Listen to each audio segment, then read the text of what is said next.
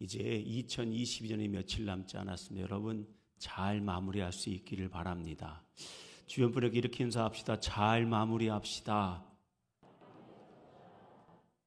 여러분 올 한 해를 돌아보시고요. 반성할 것은 반성해야 됩니다. 잘 마무리해야 됩니다. 그리고 감사할 것은 감사해야 됩니다.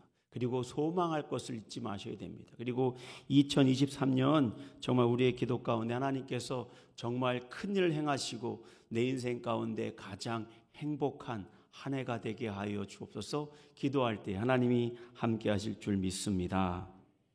오늘은 위로의 아들 바나바라는 제목을 가지고 하나님 말씀 같이 나누기 원합니다. 사실 바나바 얘기는 두 번째 얘기고요. 첫 번째 얘기는 교회의 이야기입니다. 교회가 어떻게 하나님 은혜 가운데 하나의 공동체가 될 수 있을까? 교회에 대해서 먼저 생각해보고 그 다음에 위로의 아들 바나바에 대해서 함께 나누기 원합니다. 최근에 가장 영향력 있는 신학자이자 목회자가 있습니다. 톰 라이트라는 분이십니다. 이분은 성공의 목사님이시기도 합니다.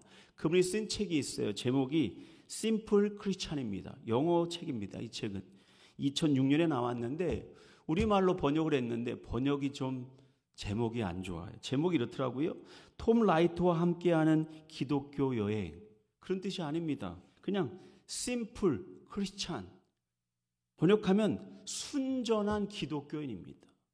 기독교인이 어떻게 살아가야 되는가 너무나 잘 이 책 속에 우리에게 가르침을 주고 있습니다. 여러분들 한번 톰 라이트와 함께하는 기독교 여행, 참 이름이 긴데 한번 사서 읽어보시면 기독교의 진리를 굉장히 명확하고 분명하게, 번역은 그래도 괜찮습니다. 한번 읽어보시길 바랍니다.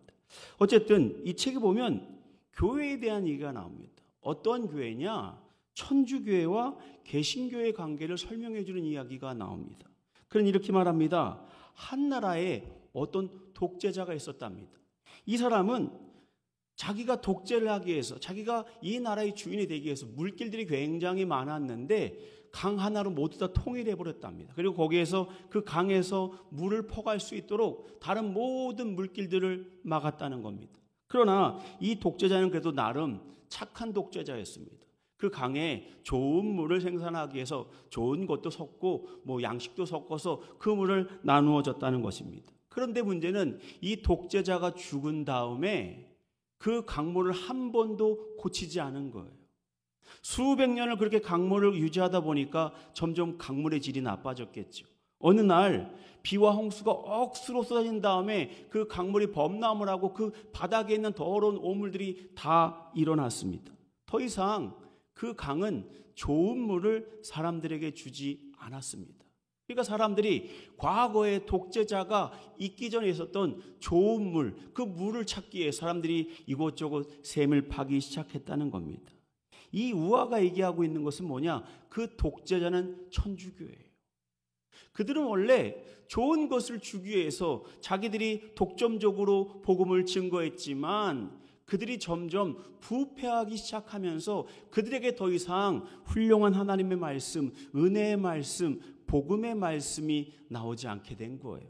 그때 일어났던 것이 바로 새로운 샘물, 새로운 영성, 바로 개신교 종교 개혁이라고 톰 라이트는 말합니다. 그래요. 하나님의 교회가 자신의 일을 다 감당하지 못하니까 죄송하지만 개혁의 대상이 되었습니다. 잘못된 것을 증거하는 정말 좋지 못한 물을 주는 강이 돼버리고 만 것입니다. 사랑하는 여러분, 하나님의 교회는요 정말 말씀 가운데 살아있는 교회가 되어야 됩니다. 우리 서대전 성결교회도 마찬가지입니다. 우리에게 열망이 있어야 됩니다. 하나님, 우리 교회가 좋은 교회가 되게 하여 주옵소서. 아니, 좋은 교회를 넘어서 위대한 교회가 되게 하여 주옵소서.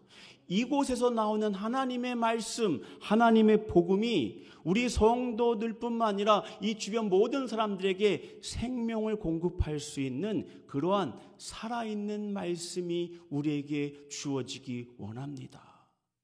그러기 위해서 서대전 교회가 좋은 교회가 될 수 있도록, 건강한 교회가 될 수 있도록 정말 우리는 애써 기도해야 됩니다. 여러분의 기도를 통해서 하나님의 교회는 세워지는 것입니다. 초대교회를 보세요. 초대교회가 원래부터 생명력 있는 교회는 아니었습니다. 120명이 마가의 다락방에 모여 기도했을 때 그들이 성령 받기 전에, 기도한 다음 성령 받기 전에 그들 공동체는 건강한 공동체가 아니었습니다. 생명력 있는 공동체가 아니었습니다. 그러나 정말 그들이 모든 것들을 다 뒤에 남겨두고 기도의 삶을 살아갈 때에 그 초대교회가 변화받았고 생명력 있는 교회가 되었습니다. 오늘 같이 읽은 말씀 32절에서 37절까지의 말씀을 읽었는데 32절에서 35절까지의 말씀은 그 초대교회가 얼마나 건강한 교회가 되었는가를 우리에게 보여줍니다. 32절을 볼까요? 다 같이 한번 읽어봅니다. 32절 시작.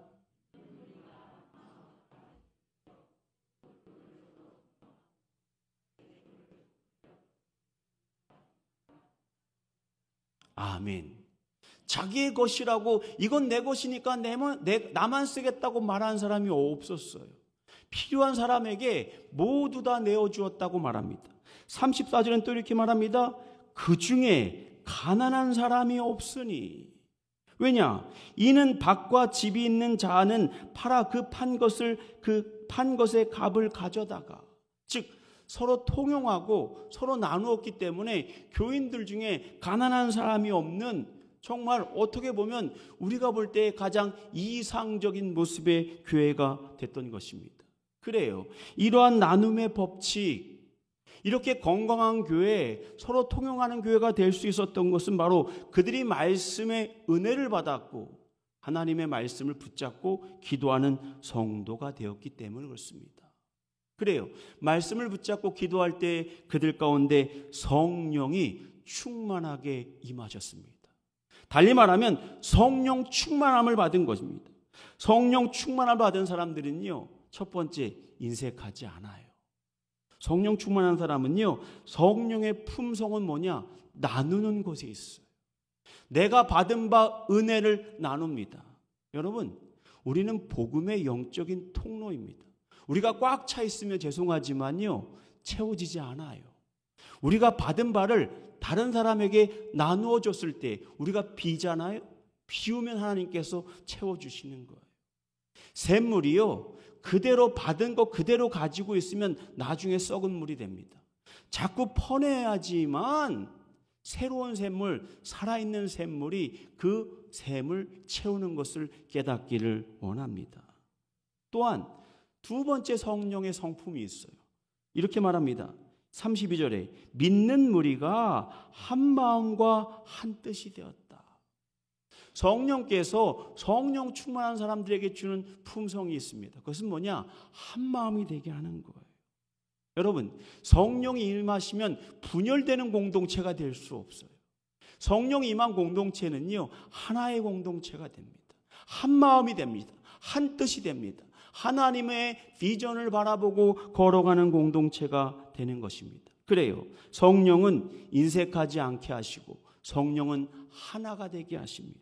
자, 이 교회의 특징, 초대교회의 특징을 먼저 살펴보기를 원합니다. 첫 번째, 말씀 가운데 한 마음 한 뜻이 되어 소통하니까 나눔의 기적이 일어났습니다. 성령 받으면 그렇게 변화되는 것입니다. 여러분, 나눔과 소통은요, 성령께서 우리에게 원하는 것입니다. 성령께서 우리 안에 나눔과 소통을 요구하십니다. 여러분, 언어의 문제도 그래요. 우리의 언어 가운데 나눔과 소통이 있다면 우리는 성령 받은 사람이에요. 그러나 우리의 언어 가운데 불통이 있고 나만을 얘기한다면 죄송하지만 우리는 성령 받은 사람이 아닙니다.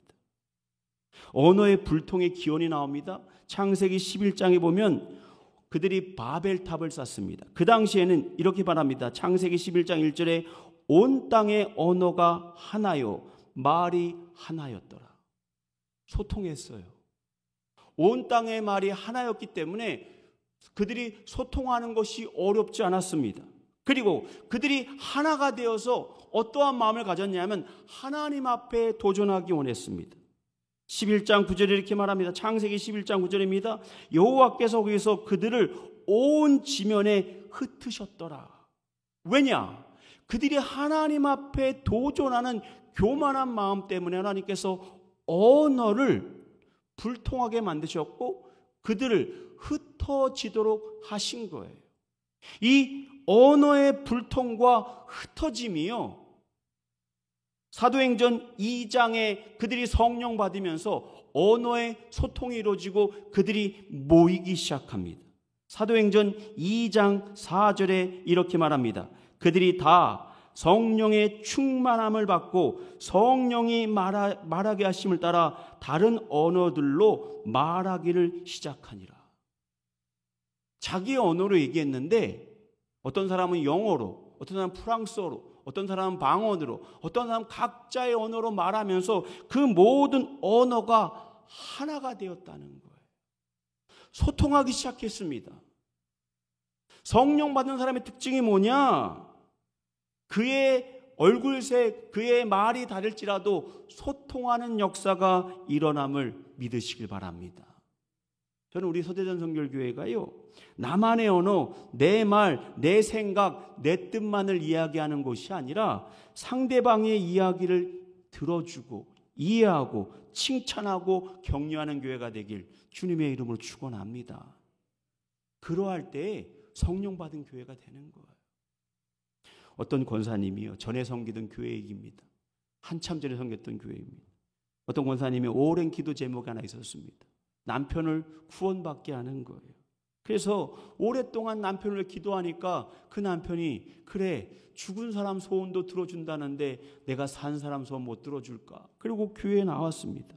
4주간 새신자 교육을 다 시켰어요. 그리고 교구에 있는 목장에 배정을 했습니다. 얼마나 감격했습니까? 감격했어요. 그 권사님이 너무 기뻐서 막 그 친한 분들 다 모셔다가 부부끼리 다 모이는 모임 가운데 그 남편을 모시고 갔어요. 그리고 식사도 잘 하시고 한참 좋았는데 1시간 만에 그 남편이 씩씩거리면서 나오는 거예요. 그러면서 뭐라고 말하느냐? 내가 다시 이 교회에 나오나 봐라. 그리고 가시는 거예요. 왠지 아세요? 정치 이야기에서. 거기에서 누굴 좋아한다, 누굴 싫어한다, 거기서 싸움이 난 거예요. 여당, 야당 하다가 제일 처음에는 좋은 얘기하다가 점점 자기의 정치 얘기하다 보니까 서로 다름을 계속해서 바라보다가 자기 얘기만 계속하다 보니까 정치 얘기 때문에 그 권사님의 남편이 다시는 교회를 안 나왔어요. 참 안타깝지 않습니까? 뭐 정치가 그렇게 중요하다고 거기까지 와서 정치 얘기를 합니까? 사랑하는 여러분, 교회에서는요, 정치 이야기하면 안 됩니다. 생각이 달라요. 내 생각이 옳다고 아무리 주장해도요, 반대편의 사람이 있는, 여당이 있으면 야당이 있는 거고요, 야당이 있으면 여당이 있는 거예요. 그래요. 한 영혼 구원을 위해서 칭찬하고 격려하고 들어줘야지, 내기가 옳다고 말한다면 그것은 참된 공동체의 모습이 아닙니다. 32절을 볼까요? 다시 한번 읽어봅니다. 시작.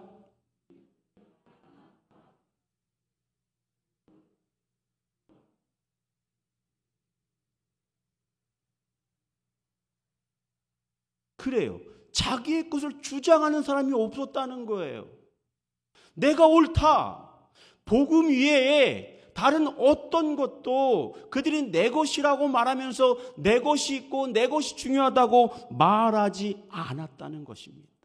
사랑하는 여러분, 복음을 위해서 양보할 수 있는 믿음의 삶이 되시길 바랍니다. 복음을 위해서요, 성령 받으면 상대방의 좋은 면이 보이는 거예요. 죄송하지만 상대방의 나쁜 면만 보이잖아요. 하나님 앞에 그 모습을 회개해야 됩니다. 그래요. 성령께서는요, 하나가 되게 하십니다. 그런데 하나가 되는 중요한 이유를 33절에 말씀하고 있습니다. 사도들이 큰 권능으로 주 예수의 부활을 증언하니 무리가 큰 은혜를 받았다. 하나님의 말씀으로, 하나님의 말씀을 듣고 부활의 능력, 생명의 능력, 은혜의 능력을 받으니까 그들이 어떻게 했다고요? 큰 은혜를 받았다. 사랑하는 여러분, 교회 공동체는요, 말씀이 선포되는 곳입니다. 하나님의 말씀, 케르그마가 선포되는 현장이 하나님의 교회입니다. 그리고 그 말씀을 받아서 하나님의 은혜를 받을 때에 교회는 건강한 공동체가 되는 거예요. 사랑하는 여러분, 목사를 사랑해야 됩니다. 왜냐하면 목사를 미워하면 말씀을 받을 수가 없어요. 목사가 조금 못났어도 좀 엉뚱한 얘기를 하더라도 그 속에 하나님의 말씀이 있다 생각하시고 그 말씀을 들을 수 있는 믿음의 사람들 되시길 바랍니다. 그래요. 우리 교회 공동체가요, 하나님의 말씀 안에 하나의 꿈을 꿔야 됩니다. 그럴 때 하나님께서는요, 하나님의 공동체를 능력의 공동체, 하나님의 은혜가 드러나는 공동체가 되게 하십니다. 그리고 성장하게 하는 거예요. 제가 예전에 조엘 오스틴 목사가 설교하는 것을 들어본 적이 있어요. 레이크 우드라는 텍사스에 있는 교회입니다. 원래 이 교회가 작은 교회가 아니에요. 아버지가 목회하던 교회를 요즘 우리말로 표현하면 세습해도 받았어요. 어쨌든 한 1,500명 되는 교회인데 지금은 몇만 명이 모이는 교회로 성장을 했습니다. 그런데 이분이요, 다른 사람이 세습이라고 말할지 모르지만 저는 그 사람에게 굉장히 좋은 면을 하나 바라보게 되었습니다. 그것은 뭐냐? 그의 마음 가운데 하나님께서 주시는 말씀을 아멘으로 받는 믿음이 있었어요. 한 번은요, 그가요, 그 텍사스에 가면은 유명한 농구장이 있습니다. 컴팩 센터라고요, 몇만 명이 모일 수 있는 농구장이 있어요. 당시에 그 농구장이 팔겠다고 내놓은 것도 아니었습니다. 근데 자기의 마음 가운데 하나님께서 예배에 많은 사람들이 좀 교회가 성장하는데 예배할 곳이 없더래요. 근데 그 컴팩 센터를 하나님께서 마음에 자꾸 베풀어 주시더라는 거예요. 그래서 그러니까 이렇게 기도했다는 겁니다. 하나님, 교회 예배 장소가 점점 협소해 주는데 하나님께서 제 마음에 주시는 것처럼 저 컴팩 센터를 우리에게 베풀어 주옵소서. 그리고는 상상이 자신의 눈에 시각하게 되도록 끊임없이 기도했다는 거예요. 그랬더니 정말 안 판다고 말했던 컴팩 센터가 매물로 나왔더래요. 그리고 그 컴팩 센터를 사서 지금의 레이크우드가 성장하는 교회가 될 수 있었습니다. 그래요. 이것을 부정적으로 바라본다면 부정적으로 바라볼 수 있겠지만 저는 긍정적인 부분이 뭐냐? 하나님께서 그에게 말씀했을 때 그 말씀을 아멘으로 받는 믿음이 있었기 때문에 하나님이 그를 통해 역사하셨다는 것입니다. 그래요. 가끔은요, 허황돼 보일 때가 있어요. 그러나 하나님의 말씀이 내게 말씀하신 것이 분명하다면 그 말씀을 부여잡고 기도할 수 있는 하나님 사람들 되시길 바랍니다. 그래요. 사도들이 하는 말씀을 듣고 그들이 은혜를 받았기 때문에 그 공동체가 성장하는 공동체, 은혜의 공동체, 성령 충만한 공동체가 될 수 있었던 거예요. 그리고 그곳에 사람들이 변화받기 시작했습니다. 그 대표적인 사람이 바로 믿음의 사람, 위로의 사람 바나바입니다. 우리는 바나바처럼 성령 받고 위로의 사람이 되길 주님의 이름으로 축원합니다. 자, 36절과 37절은 사람의 이야기입니다. 앞에 부분은 교회가 그렇게 변화받아서 그 일을 감당했다고 말하지만 36절과 30절은 사람, 즉 바나바 이야기를 합니다. 36절을 읽어볼까요? 다 같이 한번 읽어봅니다. 시작.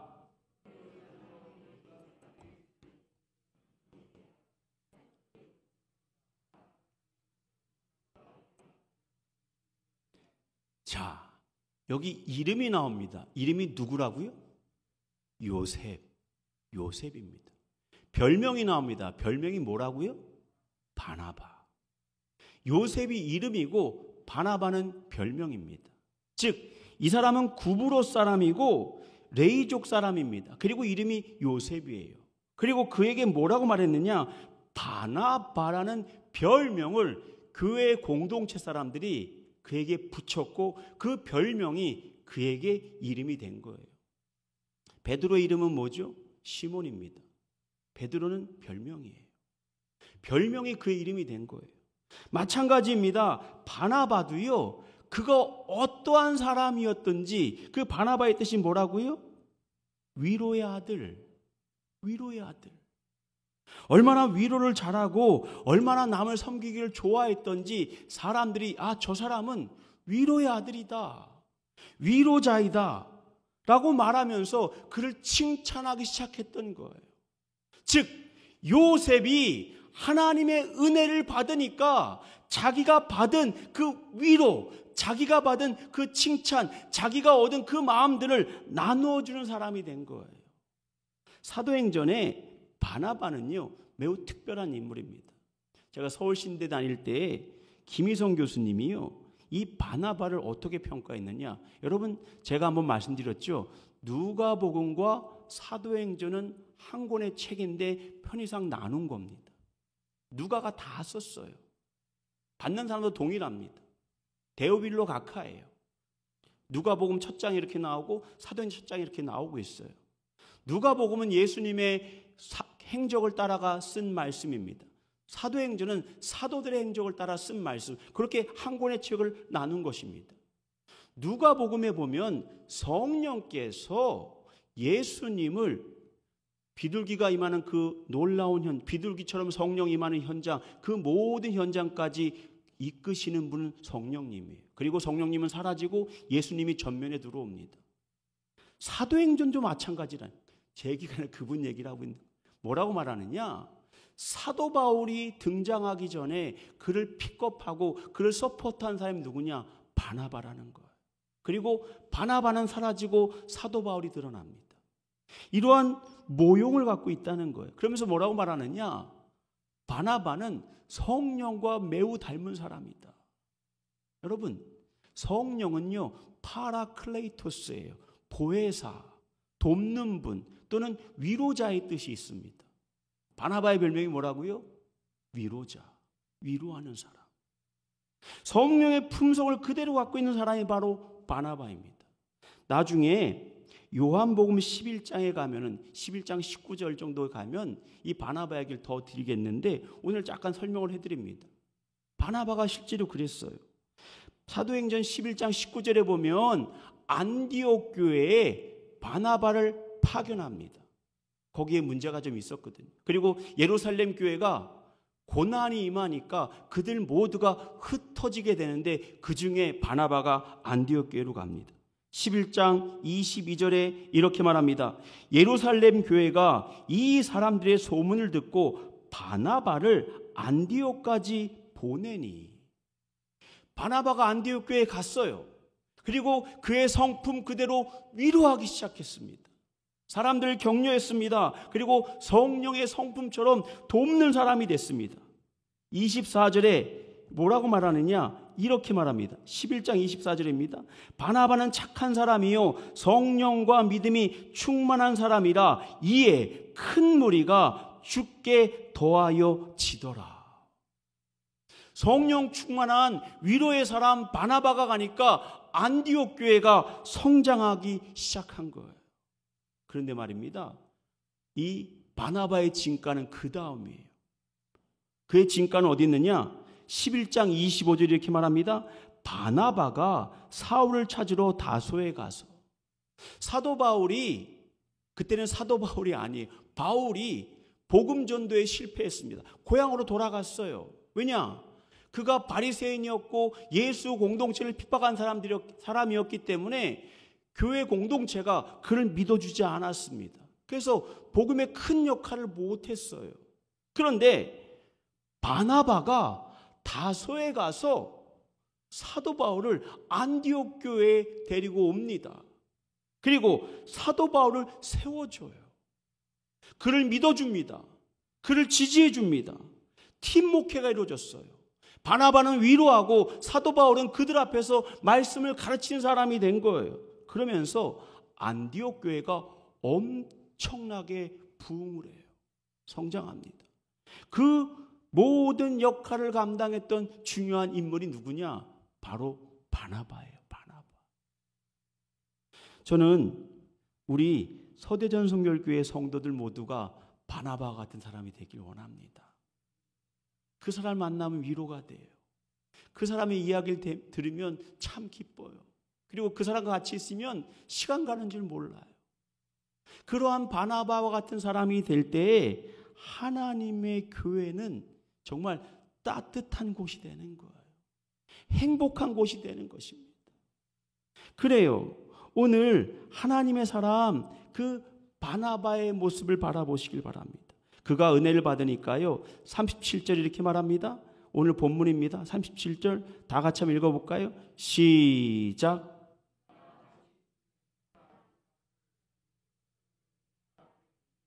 그래요. 여기 그가 누구냐? 바나바예요. 바나바가 말씀을 듣고 은혜를 받아서 그가 가진 것을 나눌 수 있는 믿음의 사람이 되었던 것입니다. 그래요. 오늘 마찬가지로 생각합니다. 오늘 어떻게 우리가 바나바가 될 수 있나요? 하나님의 말씀을 듣고 은혜를 받을 때 그러한 변화가 일어날 줄 믿습니다. 그리고 무엇보다도 성령 충만한 사람이 되어야 됩니다. 아까 읽어드린 24절의 말처럼 바나바는 착한 사람이요 성령과 믿음이 충만한 사람이라. 저는 우리 소대전교회 성도들 모두가 성령 충만한 하나님의 성도가 되길 원합니다. 그러한 사람이 모여 있을 때 초대교회가 그러한 믿음의 역사를 이루었던 것처럼 우리 서대전성결교회가 정말 하나님의 마지막 때에 정말 우리가 구원의 방주가 되어서 세상을 치유하고 세상을 변화시키는 정말 위대한 교회가 될 것을 주님의 이름으로 축원합니다.